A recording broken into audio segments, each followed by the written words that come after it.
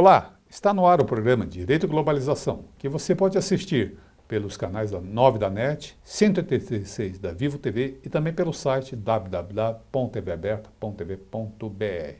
Vou repetir, www.tvaberta.tv.br.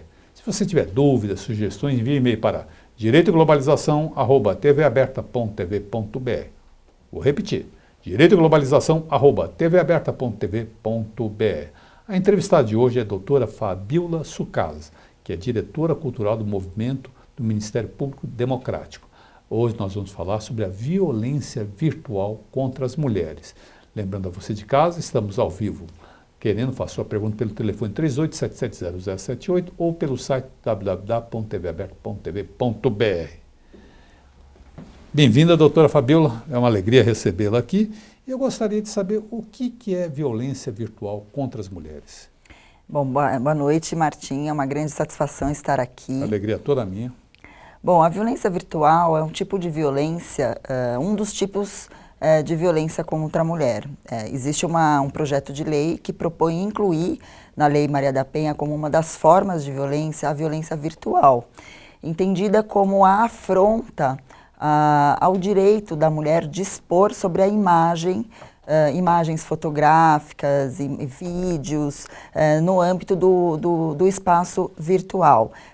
A violação desse direito é justamente aquela conduta em que se divulga imagens íntimas sem o consentimento da mulher, imagens estas obtidas através de relações íntimas ou dentro do espaço doméstico.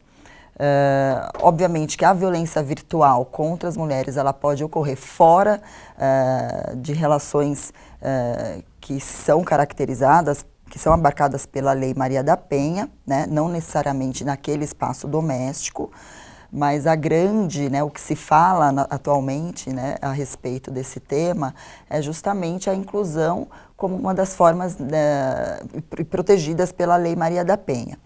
Agora, essa violência, dita violência virtual contra as mulheres, uma violência, digamos, de gênero, ela está disseminada, ela é muito frequente?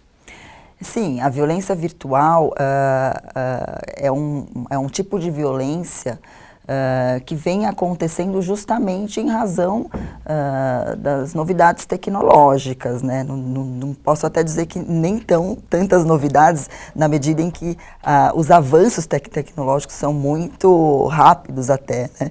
Mas é um tipo de violência que é relacionado ao direito de comunicação e é relacionado à violação, à forma como se abusa desse direito de comunicação. E por que nós podemos dizer que é uma violência de gênero, né?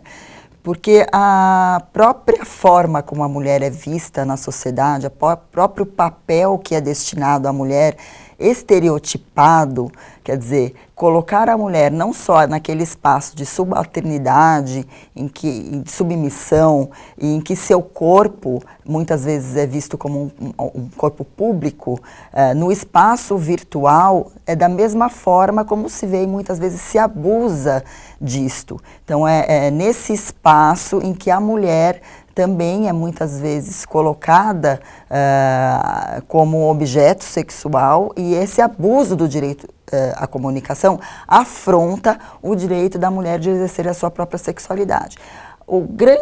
Quando você me pergunta, esse é um tipo de violência comum, né? É um tipo de violência que vem sido visibilizado mais frequentemente.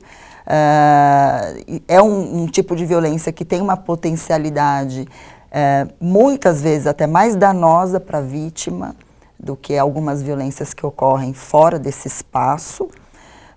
E esta violência, e este tipo de violência muitas vezes fica marcado permanentemente nesse espaço. As consequências de natureza psíquica, pessoal, elas ocorrem com as meninas, por exemplo, porque eu vejo e recebo notícias de meninas que trocam imagens pessoais num momento de intimidade com o namorado, o marido até, acaso até de mulheres, que o ex-marido, e no momento de vingança o homem vai lá e publica essas fotos. Há sequelas de natureza psicológica, pessoal, profissional, para pessoas, para mulheres que sofrem esse tipo de violência? Sim, sim. Existe uma ONG que apura que este é um tipo de crime que mais atinge mulheres. Então, quer dizer, existe esse marcador de gênero, né? E as consequências, elas podem gerar até o suicídio. São consequências que afetam a autoestima da mulher, afeta a sua relação com a sociedade, a sua relação com o trabalho, e muitas vezes, quando se fala desta pessoa que coloca esta imagem num espaço como esse, sem o consentimento da mulher, geralmente imagens íntimas dela, ele se utiliza justamente disso para desmoralizá-la. Né? Quer dizer, é justamente esse o foco dele, né? De fazer com que ela tenha a sua honra manchada, né? Perante todos os espaços que ela frequenta. Uma coisa que você me colocou, que ele faz isso como vingança. Né? E até o nome, né, que se dá a essa prática, né, de disseminação sem o consentimento da mulher de imagens íntimas é chamada equivocadamente de pornografia de vingança. Mas eu até critico isso, porque vingar-se do quê? Né? Quando você fala vingar, como se o outro tivesse feito algo errado.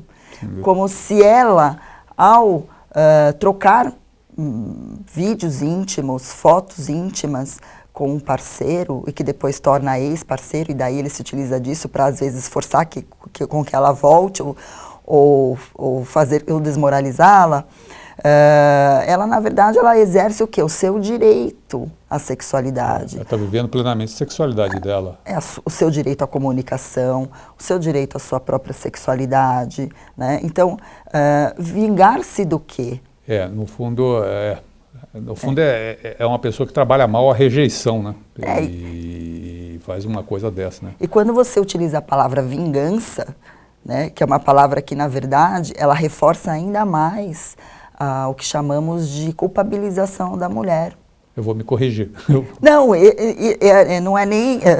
Isso mas acho que é um debate importante. Sim, é um debate importante. Não, eu notei que eu tô quando eu falo vou me corrigir, no seguinte sentido.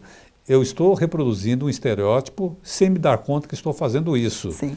Então eu devo me corrigir, não falar, não utilizar. Mas o tempo inteiro a gente tem que se policiar com as palavras. Senão a gente está reproduzindo um comportamento que a gente mesmo condena de antemão. É engraçado porque as violências contra a mulher, existem até alguns estudos, né, que trazem a imagem do iceberg e dividem, né, as violências entre aquelas que estão no espaço visível e invisível. E outro dia, ao analisar esse iceberg, e até às vezes concordando com isso, um técnico do nosso trabalho, ele questionou, falou, não existe esse dualismo do que é invisível e do que é visível. As violências, elas são explícitas. Nós que nós naturalizamos, né? E nós reproduzimos os comportamentos. Então, quando eu falo isso da questão da vingança, eu estou trazendo algo explícito e que nós não nos damos conta. Sem dúvida. Por isso que eu fiz essa provocação. Não, tá certo. Não, ela foi bem-vinda, Não, é verdade. Eu acho que essa pessoa que fez essa observação, na verdade, não é um iceberg. As coisas estão... É a gente que torna normal. Às vezes é uma violência verbal que a gente emprega, e todos nós, no cotidiano, não nos damos conta, a forma de tratar um funcionário, a forma de tratar uma pessoa que hierarquicamente é subalterna a nós. Por exemplo, a forma de você enxergar, olhar determinada pessoa com um olhar de preconceito por qualquer situação. Isso traduz uma grande violência.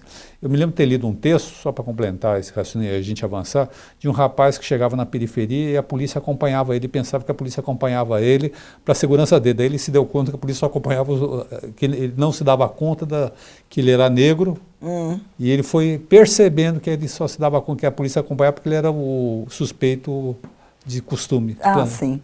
Então, são essas coisas que a gente faz e não se dá conta, a gente se acostuma, até quando no caso dele era uma vítima. Né? Agora, e na sua opinião, para evitar esse tipo de violência hoje praticado, contra a mulher, que nós chamamos equivocadamente de vingança, mas que seria punir, utilizar de legislação para punir, ou há outro meio, na sua opinião? Bom, a Lei Maria da Penha, em modo geral, em relação a todas as formas de violência contra a mulher, ela traz 4 pilares básicos do enfrentamento da violência, e a violência virtual ela também deve ser enfrentada da forma como a Lei Maria da Penha nos dá essas diretrizes. Então, seria, eu acredito, né, na minha opinião, inclusive, né, me baseando pela lei, uma das formas é prevenir esse tipo de violência, e a prevenção ela se dá através da educação, mas não da educação que existe apenas no espaço da escola, né? É daquela educação do espaço social, então é daquela educação que vem da mídia, quando nós estamos num espaço comunitário, quando nós estamos através de uma campanha publicitária, né? Então, quando se coloca a mulher em todos esses espaços como uma mulher que está ali como objeto sexual, como se a sua sorte, né, como se o seu corpo fosse um corpo público, obviamente que você está reforçando as possibilidades de violência contra a mulher sob esse aspecto, né? Quando eu falei a questão da culpabilização, é justamente isso. Quer dizer, culpa-se a mulher por ter transmitido as imagens, né? Ao passo que quem está errado é quem divulga sem o consentimento. Então, quando se não discute isso, né, a forma como nós enxergamos os direitos das mulheres, os direitos que eu digo, incluindo todos os direitos, a sua dignidade, a sua liberdade sexual, o direito à sua comunicação. Quando nós discutimos, quando nós colocamos o nosso olhar para a mulher, para a sua história, para os direitos que lhe são consagrados, aí sim nós estamos educando. Então, a educação ela não é só no ambiente escolar. Então, aí no aspecto preventivo, educar, dizer para os homens, né, não é assim, né, não, esse tipo de conduta é um tipo de conduta que afronta um direito humano, né, viola um direito humano. Viola a dignidade pessoal, né? Enquanto homens, às vezes, não se dão conta disso. Houve uma pesquisa do Instituto Avon, de 2014, parece que mais de 30% dos jovens que foram entrevistados entendiam que era uma conduta normal fazer essa divulgação. Então, assim, até que ponto, né, se compreende que isso é uma conduta normal, que é uma brincadeira, que divulgar imagens íntimas é algo que é permitido simplesmente porque a ele foi confiado um dia ter aquelas imagens. Então, é importante questionar isso para os homens também. Obviamente, pensando numa cadeia preventiva e de educação. A Lei Maria da Penha, ela traz outras ferramentas. Eu vou ter que interromper agora. Sim. E vamos para o intervalo e explicamos isso no próximo bloco. Continue conosco.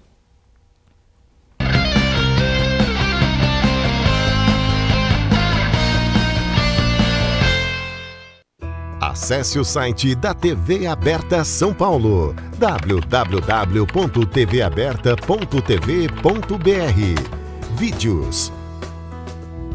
Olá, a partir de... Notícias.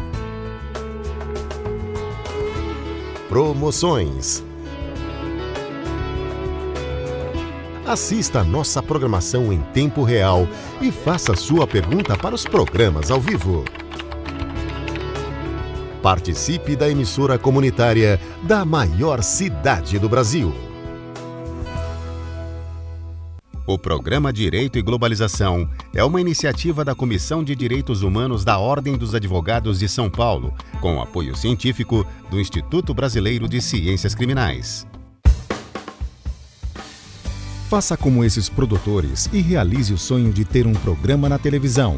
Venha para a TV Aberta São Paulo. Ligue para 3868-2802 e tenha a oportunidade de estar com mais de 3 milhões de telespectadores. Qualidade na transmissão e custo baixo. TV Aberta São Paulo, a emissora comunitária da maior cidade do Brasil. Você pode assistir a TV Aberta pelos canais 9 da NET e 186 da Vivo TV. Saiba mais em www.tvaberta.tv.br. TV Aberta São Paulo, a emissora comunitária da maior cidade do Brasil. A TV Aberta também está no Facebook. Curta nossa fanpage e acompanhe as novidades da programação do canal comunitário da maior cidade do Brasil.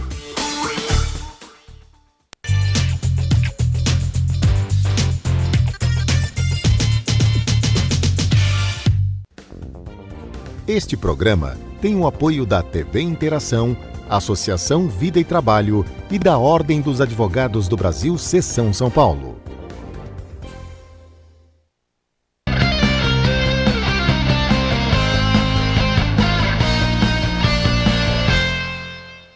Estamos de volta no programa Direito à Globalização, hoje recebendo a doutora Fabíola Sucazes, que é diretora cultural do Movimento do Ministério Público Democrático. Nós estávamos falando no bloco anterior sobre as formas de prevenção à violência contra a mulher.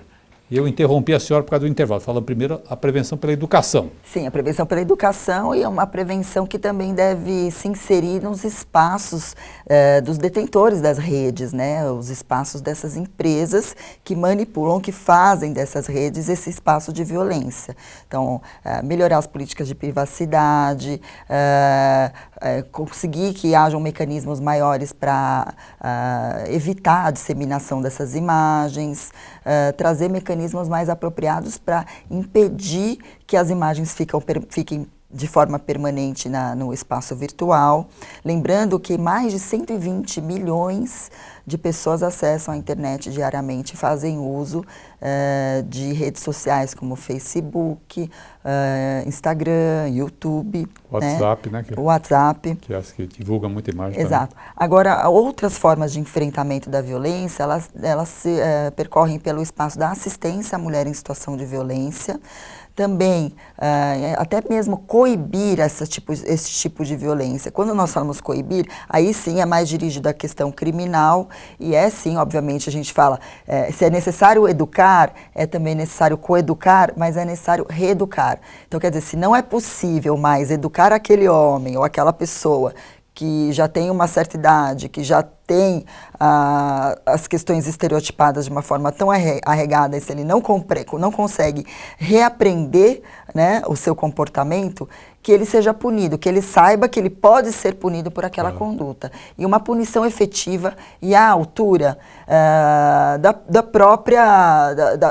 proporcional ao próprio mal que se faz a uma violência como essa. Sem dúvida. E há um projeto nesse sentido, da criminalização dessa conduta? Sim, existe um projeto que traz para a injúria uma qualificadora.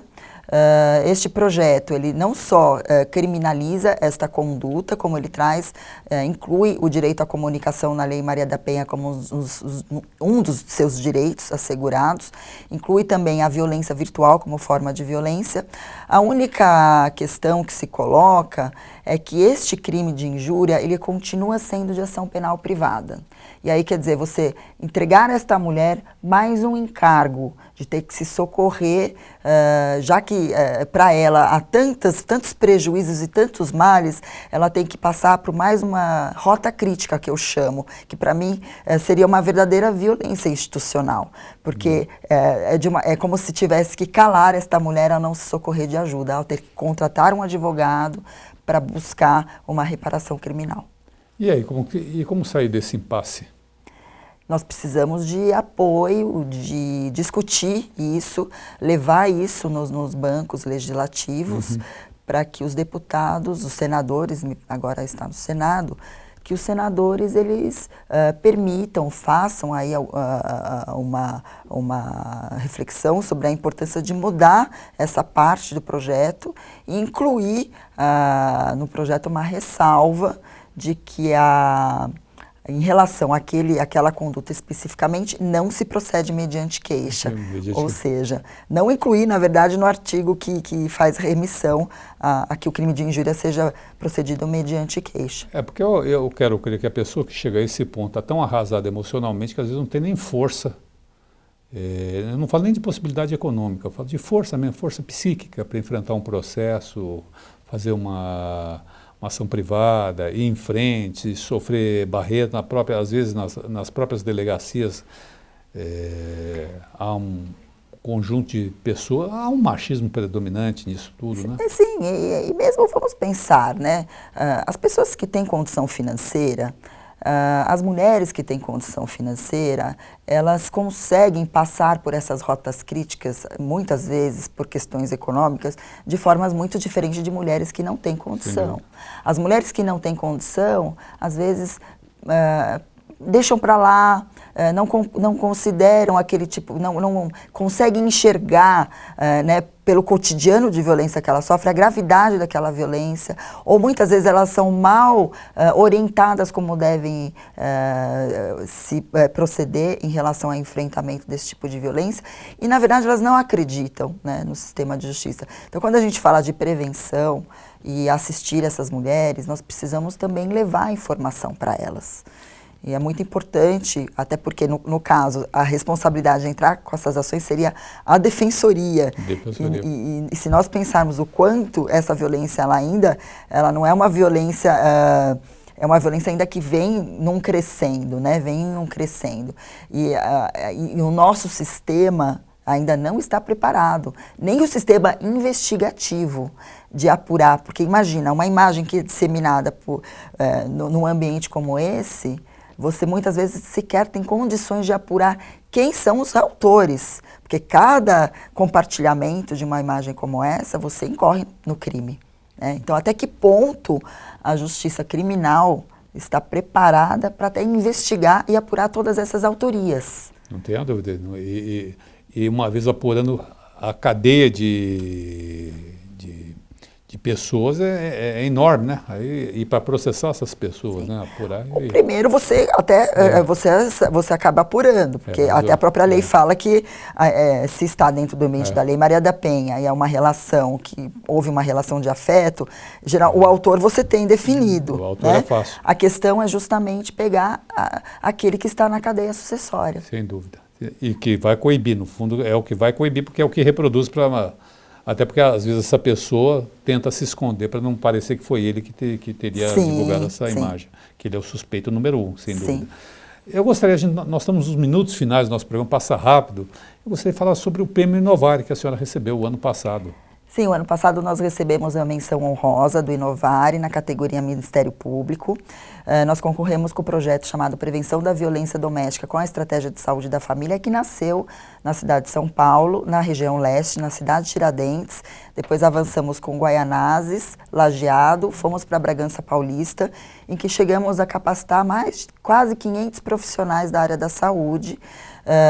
É um projeto que tem uma metodologia própria, não se resume na capacitação, mas sim, ele guarda uma conotação de política pública, por levar a saúde como obviamente, já é um pronto-socorro, já é muitas vezes a porta de entrada da mulher em situação de violência, mas por enxergar a violência como uma questão de saúde pública, o que é reconhecido, inclusive, por relatórios mundiais de saúde, veio reconhecido recentemente por uma lei, incluindo como princípio do SUS, mas levar a violência, levar a possibilidade de prevenção nesse espaço de saúde. Então, é um projeto que vem de uma articulação do Ministério Público, Assistência Social e Saúde, e que chegou a mais de 500 mil pessoas. Puxa, viu? E prossegue? O projeto prossegue, nós apresentamos um plano de expansão para a Prefeitura de São Paulo. O atual prefeito. O atual prefeito, nós já encaminhamos para que nós façamos um termo de cooperação com o Ministério Público. Nós estamos avançando para as cidades de Leme, de Ubatuba Existem outras cidades também que têm interesse em participar. As agentes comunitárias de saúde, elas visitam as casas das mulheres, né, das mulheres que sofrem violência. Muitas dessas mulheres não sabem que estão no ciclo de violência e essas agentes, muitas vezes, elas têm vínculo com essas mulheres.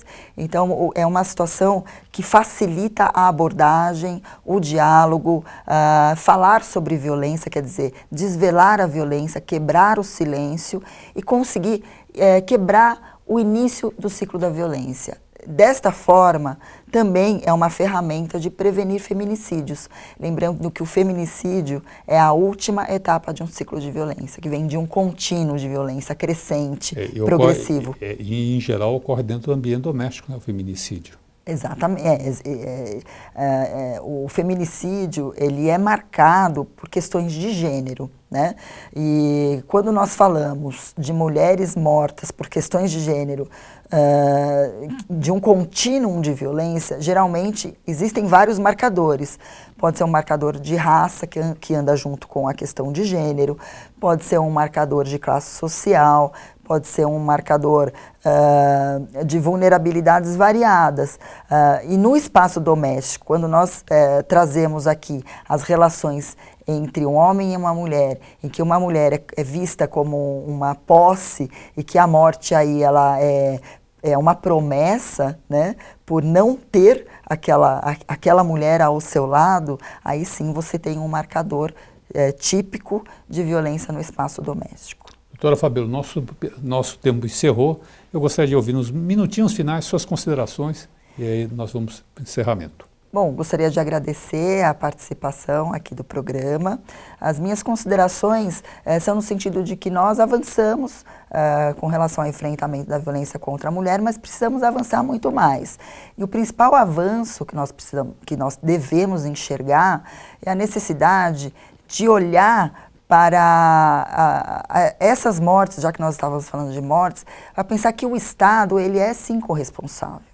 O Estado já foi considerado responsável, no caso da Maria da Penha. Condenado na Corte Internacional Exato. Quer dizer, quase 11 anos depois da Lei Maria da Penha, o Brasil saltou de 2013 para 2015 do 7º lugar em feminicídios para o 5º lugar em feminicídios. E em maior quantidade. Em maior quantidade. E aí, no mundo, ainda nós não temos políticas em todos os municípios. Nós não temos atendimento especializado às mulheres por parte da assistência social em todos os municípios. Não temos delegacias de defesa da mulher abertas 24 horas. Não temos medidas fiscalizatórias das medidas protetivas. Quer dizer, existe ainda uma grande omissão estatal. Então, quer dizer, como se o Estado, ao colocar uma política pública aqui, outra ali, como se ele estivesse escolhendo as vidas que merecem ser salvas. Então, nós não podemos deixar mais que isso aconteça. Por isso é preciso, sim, arregaçar as mangas e exigir que o Estado pare de se omitir. Sem dúvida. Muito obrigado pela sua participação. Vou me despedindo de vocês aqui e nos encontramos na próxima semana, nesse mesmo canal e nesse mesmo horário. Obrigado e até lá. Ótimo.